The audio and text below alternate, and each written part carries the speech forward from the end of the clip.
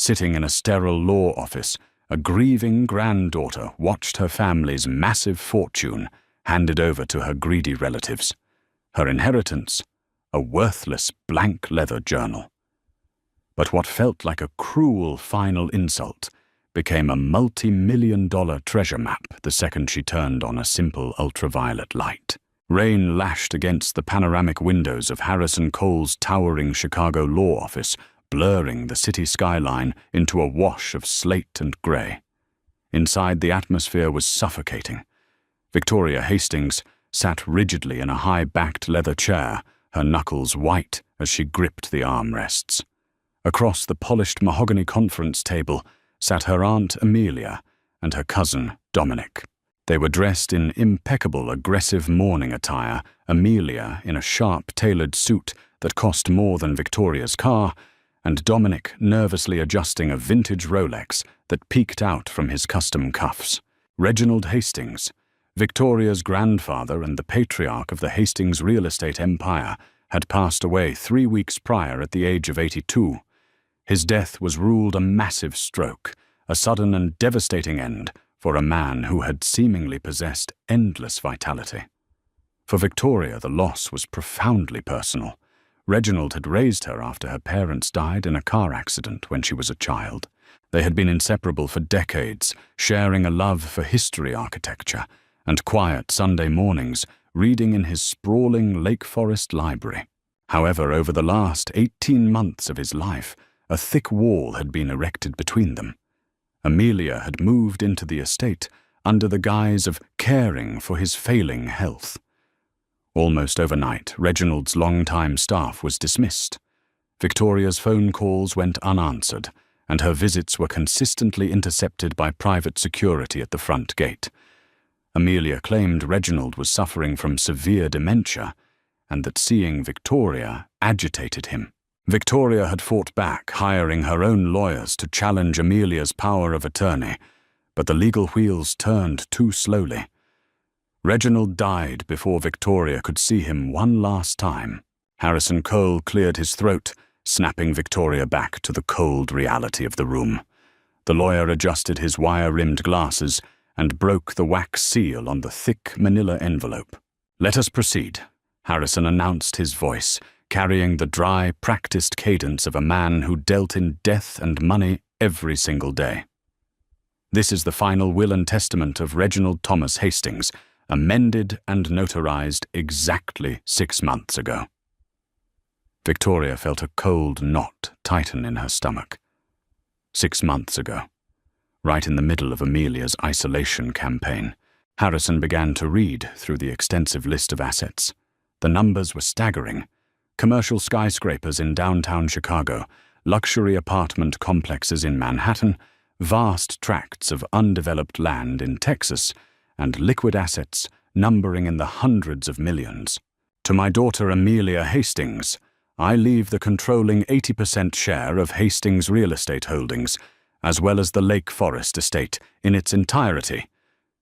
Harrison read his tone unwavering. Amelia didn't even try to hide her satisfied smirk. She dabbed at dry eyes with a monogrammed handkerchief.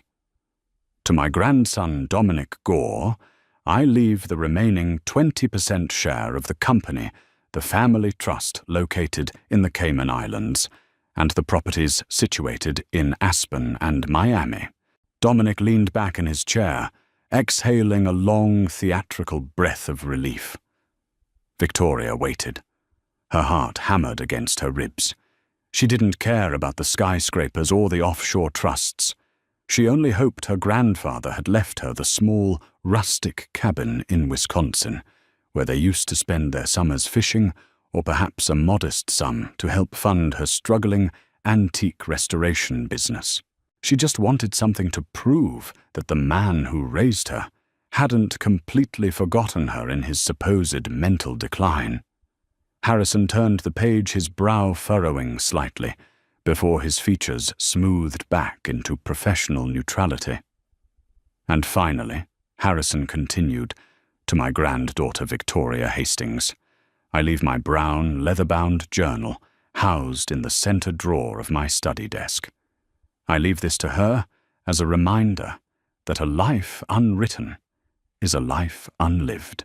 Silence descended upon the room. The rain pelting the glass suddenly sounded deafening.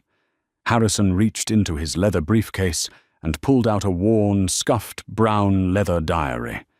He slid it across the polished table. It stopped inches from Victoria's trembling hands. "That's it," Victoria whispered, her voice cracking. "A journal." "I'm afraid so." "Victoria," Harrison said softly, offering a brief, pitying glance. "The remainder of the estate has been fully allocated." Victoria slowly reached out and opened the thick cover. She flipped through the heavy textured parchment pages. Nothing. She turned more pages. Still nothing. The entire journal was completely, utterly blank. Not a single drop of ink marred the yellowed paper. A sharp, mocking laugh echoed in the room. Victoria looked up to see Dominic covering his mouth, highly amused. "Well, Victoria," Amelia said, her voice dripping with venomous sympathy, "it seems Father finally saw you for what you really are, a disappointment who refused to join the family business. I suppose you can use that empty book to sketch your little antique pots. Now, if you'll excuse us, Dominic and I have an empire to run." Humiliated, utterly broken, and fighting back a rising tide of tears, Victoria grabbed the blank diary, shoved her chair back, and walked out of the law office without another word.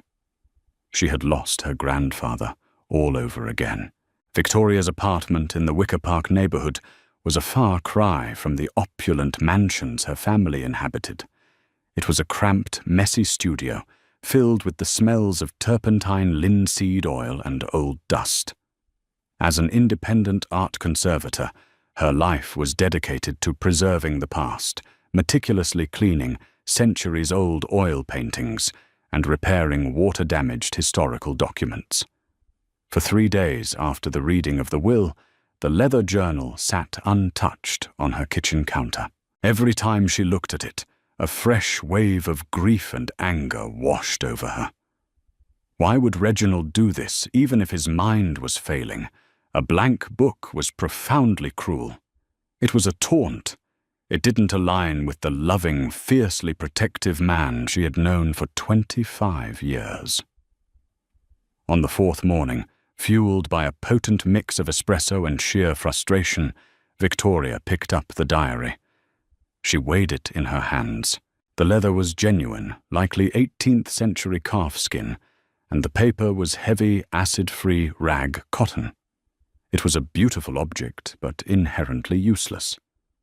Determined to find some hidden meaning, she packed it into her canvas tote bag and took the train to the conservation lab she shared with another restorer. Her colleague Simon Davies, a meticulous British expat with a penchant for solving mechanical puzzles, noticed her dark mood the moment she walked through the door. "Rough morning?" Simon asked, adjusting the magnification visor strapped to his head as he worked on a torn Victorian-era map. "Rough week," Victoria muttered, dropping her bag onto her workstation. She pulled out the diary and tossed it onto the table. "My entire inheritance. A blank book." Simon paused, lifting his visor. He walked over and picked up the journal, inspecting the binding with an expert's eye. Lovely craftsmanship. Hand-stitched spine. Italian, I'd wager. Late 19th century. "Are you sure it's completely blank?" "I flipped through every single page." Victoria sighed, rubbing her temples. "There's nothing." "Sometimes," Simon murmured, running his thumb over the spine, "people hide things in the binding. Money wills photographs. Let's do a full diagnostic before you throw it into the fireplace." Victoria nodded, numbly. She watched as Simon placed the open diary flat on the steel examination table in the center of the room. "Let's check the paper composition first," Simon suggested. He reached up and pulled down the heavy articulated arm of the lab's Woods lamp. The specialized ultraviolet light was typically used in the art world to detect modern synthetic varnishes, overpainting, or hidden repairs on antique canvases that were invisible to the naked eye. Simon hit the switch.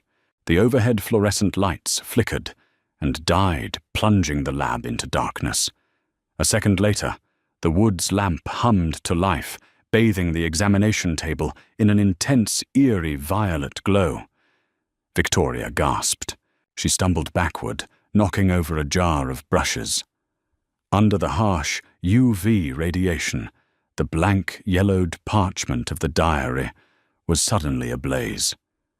Bright, luminescent blue handwriting covered every single inch of the open pages. The ink glowed fiercely against the dark background, completely invisible in normal light, but radiating like a neon sign under the ultraviolet frequencies. "My God," Simon whispered, leaning in closer. "It's a specialized security compound, usually only seen in high-end corporate espionage or government documents. It only reacts to specific UV wavelengths." Victoria pushed past him, her heart hammering wildly in her chest. She stared down at the glowing pages. The handwriting was unmistakable. It was erratic, sharp, and frantic, but it was undeniably Reginald's. With trembling hands, she read the first page aloud. "My dearest Victoria, if you are reading this, it means you used the brain I know you have, and it means I am dead. It also means Amelia thinks she has won. She's wrong." Victoria's breath caught in her throat. She gripped the edge of the steel table to steady herself. "They think my mind is gone." The glowing script continued. "Amelia has been slowly dosing my tea with heavy metals for months to mimic the symptoms of advanced Alzheimer's. She isolated me, brought in her own lawyers, and forced me to sign over the company. But I realized what she was doing too late to stop the physical deterioration. I knew I couldn't save the corporate shell of Hastings real estate, so I emptied it." "He emptied it?" Simon asked, his eyes wide. Victoria frantically turned the page. More glowing text illuminated the dark room. "Over the last year, I used my remaining lucid moments and private couriers to liquidate the true wealth of our family. The company Amelia inherited is a house of cards heavily leveraged and weeks away from bankruptcy. I have hidden over $300 million in bearer bonds, untraceable gold bullion and offshore accounts. The map to everything, the access codes and the routing numbers are in this diary." Tears streamed down Victoria's face, bathed in the purple light. He hadn't abandoned her. He had trusted her to be the sole protector of his true legacy. "But you must be careful, Victoria. Amelia is ruthless.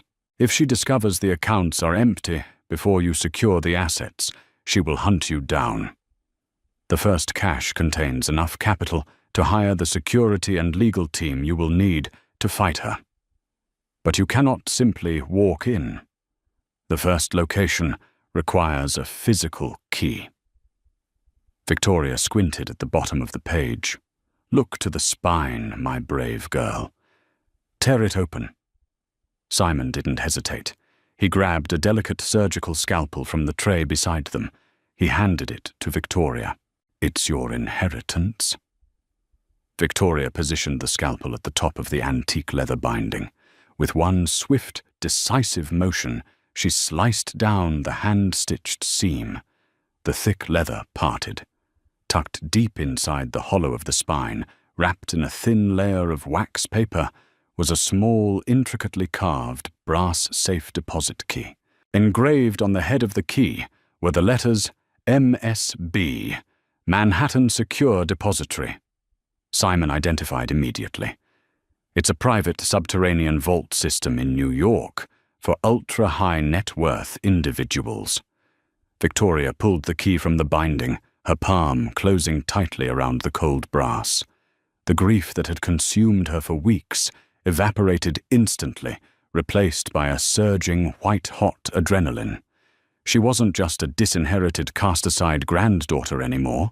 She was a millionaire with a target on her back, and she had a flight to New York to catch. Neon lights from the wet Manhattan asphalt reflected in the smeared window of Victoria's cab as it crawled through the dense financial district traffic. It had been less than 12 hours since Simon had exposed the hidden message in her grandfather's diary. She had packed a single duffel bag, secured the brass key around her neck on a silver chain, and boarded the first red-eye flight out of O'Hare. Manhattan Secure Depository did not have a flashy storefront. It was nestled beneath a brutalist windowless telecom building on Thomas Street, marked only by a discreet, polished bronze plaque. Victoria paid the driver, pulled her trench coat tight against the bitter wind, and approached the heavy steel doors. Inside, the lobby felt more like a high-end art gallery than a bank. Minimalist white marble floors stretched toward a single curved reception desk. A man in an immaculate charcoal suit looked up as she approached. "Good morning, madam. How may I assist you?" he asked, his voice a smooth, practiced murmur. "I need to access a private deposit box," Victoria said, striving to keep her voice steady. She reached into her coat, unclasped the silver chain, and placed the intricate brass key onto the counter. "Box number is engraved." The receptionist's eyes flicked to the letters MSB and the unique serial number stamped below it. His demeanor shifted instantly from polite customer service to deferential urgency. "Right this way, Miss Hastings. Mr. Caldwell, our vault manager, will escort you personally." He knew her name without checking an ID. Reginald had prepared everything meticulously. Moments later, a grey-haired, stern-faced man named Caldwell led Victoria into a heavily armored elevator. They descended for what felt like an eternity, the air growing noticeably cooler and drier. When the doors finally slid open, they stepped into a cavernous, climate-controlled vault, lined floor to ceiling, with brushed steel deposit boxes. Caldwell guided her down a long corridor to an oversized, reinforced door. "Your grandfather instructed us that upon the presentation of this key by you, and only you, absolute privacy was to be granted. I will require your biometric scan to link to his pre-authorized profile, and then you will have the room to yourself." Victoria placed her hand on the glowing glass scanner beside the door. A chime sounded, and heavy internal deadbolts disengaged with a mechanical clunk. Caldwell nodded and retreated down the hallway. Pushing the heavy door open, Victoria stepped into a private examination room. In the center sat a massive steel lockbox. She inserted the brass key and turned. The lid popped open. Victoria let out a shaky breath. The box was packed to the brim. On top sat thick, bound stacks of bearer bonds, each bundle banded with astronomical denominations. Beside them were velvet pouches that clinked heavily when she touched them, solid Krugerrand gold coins. But what drew her immediate attention was a thick manila folder resting on top of a sleek, encrypted laptop. She opened the folder. It contained comprehensive dossiers, bank statements from the Cayman Islands, routing numbers for untraceable shell corporations in Luxembourg, and property deeds in Switzerland. But beneath the financial documents lay something far more damning. It was a toxicology report. Reginald had hired an independent private laboratory. The results showed lethal escalating levels of thallium in his bloodstream, a tasteless, odorless heavy metal that caused severe neurological degradation, mimicking advanced dementia. Attached to the report was a private investigator's log detailing Amelia's clandestine purchases of the chemical from an unregulated overseas supplier. It wasn't just theft, it was murder. Victoria's hands shook as she realized the true danger she was in. Amelia was a sociopath. If she found out the money was gone, she wouldn't hesitate to silence Victoria the same way she had silenced Reginald. Suddenly her cell phone buzzed. The caller ID flashed Simon's name. "Simon!" she answered, her voice tight. "Victoria, you need to get out of there right now," Simon said, his normally calm British accent laced with panic. "Someone just tore our conservation lab apart. They smashed the equipment, went through your files, and they took the Woods lamp. I was grabbing coffee when it happened, but building security caught them on camera. It was your cousin Dominic."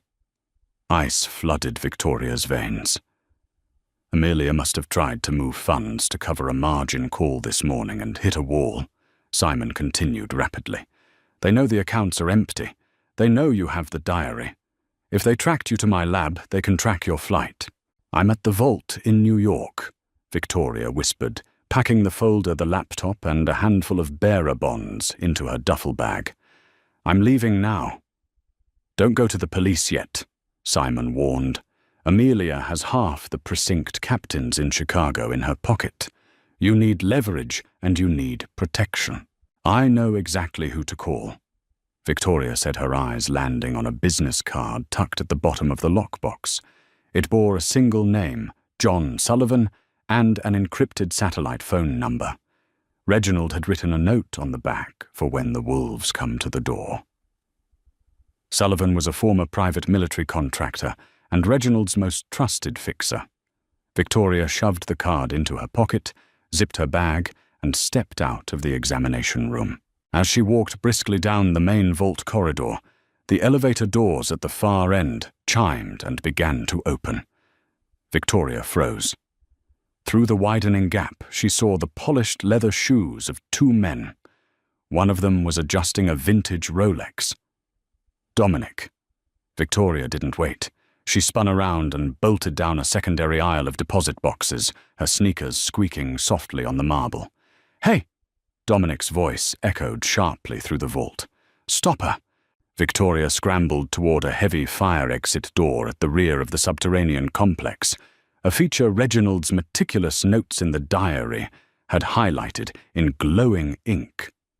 She slammed her shoulder against the push bar, tumbling into a narrow, dimly lit concrete stairwell, just as a bullet shattered the marble wall where she had been standing seconds before. They were actually shooting at her.